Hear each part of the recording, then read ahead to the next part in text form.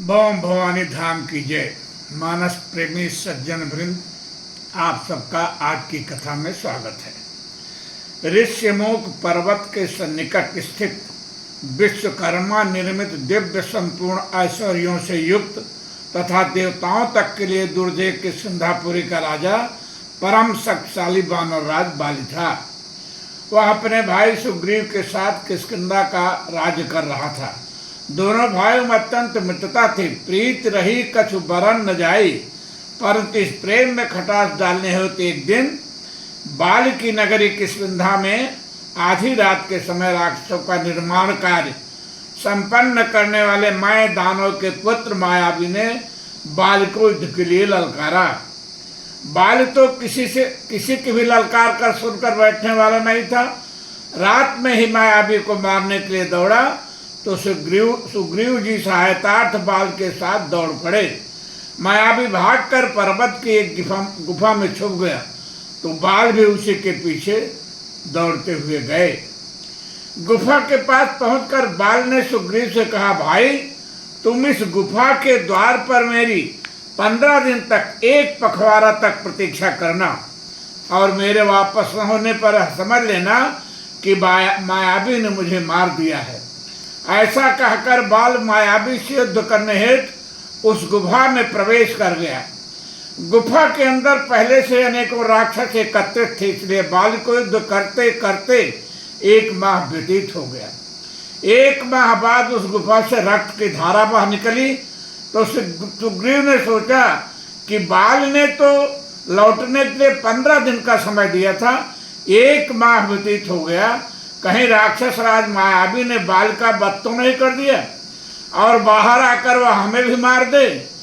इस भय से सुग्रीव ने पर्वत के उस गुफा के द्वार पर एक भारी शिला रखकर गुफा का द्वार बंद कर दिया और भयाक्रांत होकर किष्किंधा लौटे।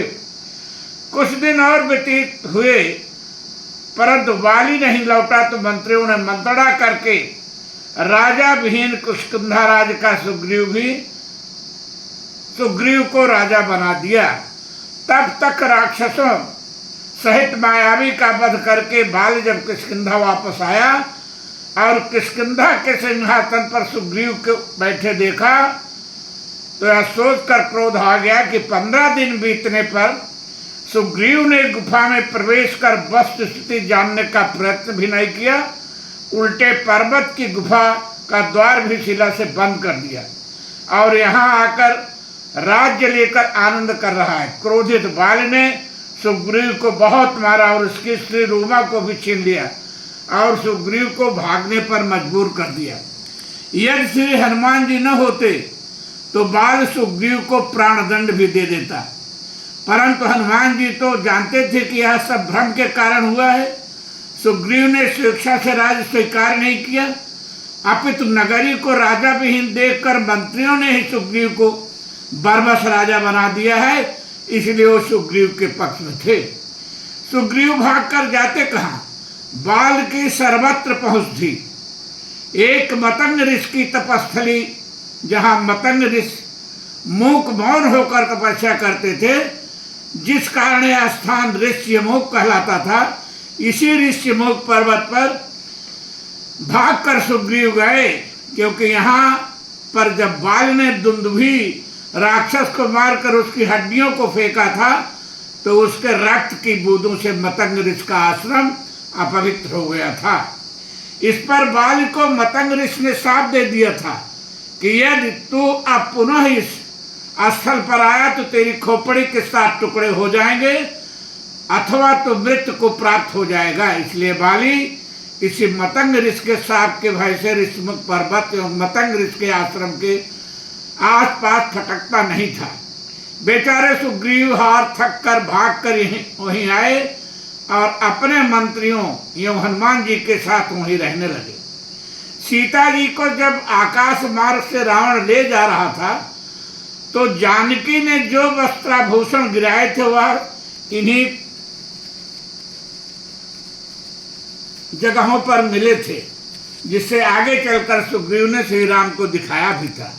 इस प्रकार मदांध बाल निर्दोष सुग्रीव को भगाकर तारा व सुग्रीव की पत्नी रूमा के साथ किष्किंधा में भोग में लिप्त था और सुग्रीव हनुमान जी की शरण में ऋषमुख पर्वत पर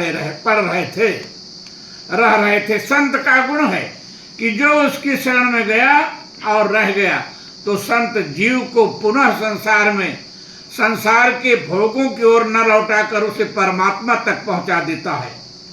यहाँ तक कि यदि जीव इतना थका है, भयाक्रांत है कि वह चलकर ईश्वर तक नहीं पहुंच सकता, तो संत ईश्वर को ही जीव तक चलने पर मजबूर कर देता है, जैसा हनुमान जी जो कि परम संत है ने सुग्रीव पर कृपा करके किया और श्री राम को ही सुग्रीव के पास पहुंचा दिया।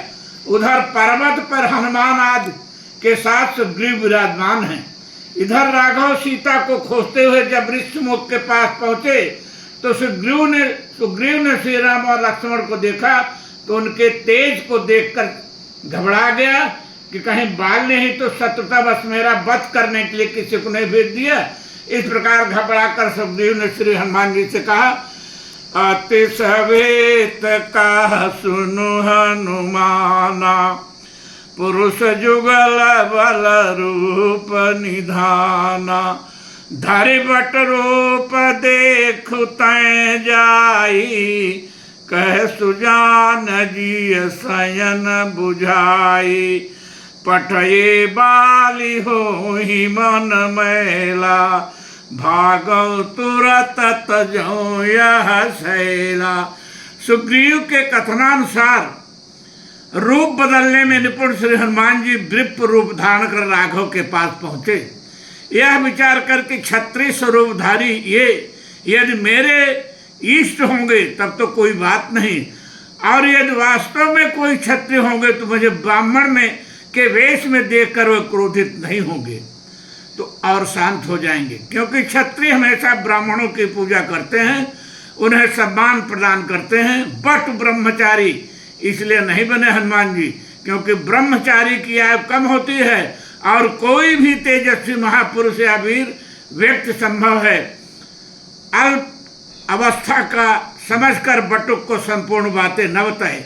इसके विपरीत विप्र साधारण नहीं अपितु वेदाभ्यासी भवेद विप्र, वेदाभ्यासी भवेद विप्र, वेद का अध्ययन करने वाले ही विप्र होते हैं, अर्थात एक पर पक्वावस्था होती है विप्रों की। इससे महात्मा लोग भी दुराव नहीं करते।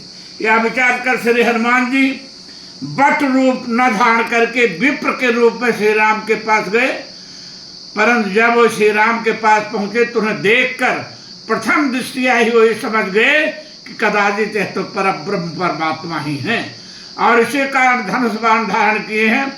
क्षत्रिय श्री राम लक्ष्मण के प्रति हनुमान जी का मस्तक झुक गया, क्योंकि हनुमान जी ने पास पहुंचकर देखा कि राघव के तेज से समस्त दिशाएं और पूरा वह पर्वत प्रदेश ही आलोकित हो रहा है। समर्थवान का तेज ही प्रमाण करवा लेता है। हनुमान जी भले ही विप्र रूप से गए हों, परंतु श्री राम तो जगन नियंता हैं। हनुमान जी जब राघव के पास पहुंचे तो अपने को रोक न सके और श्री राम को प्रणाम करके अपने हृदय के भाव कह दिए।